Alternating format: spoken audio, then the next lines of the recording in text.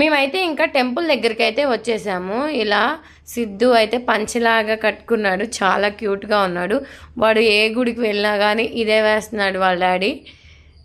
నాకైతే అంతగా అనిపించదు, ఎప్పుడు పద్దాకి ఇదేనా అని అనిపిస్తుంది.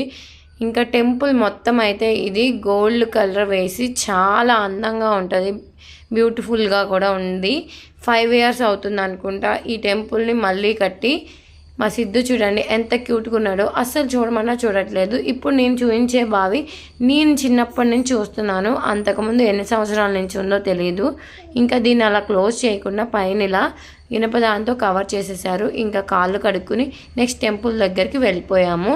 మీరు నెక్స్ట్ టెంపుల్ వీడియో చూడండి. అమ్మవారైతే నిజంగా చాలా పవర్ఫుల్ గాడ్ అని చెప్పొచ్చు. ఏవైనా మొక్కులు మొక్కుకుని అవి తీర్చుకుంటే చాలా మంచి జరిగిద్దంట.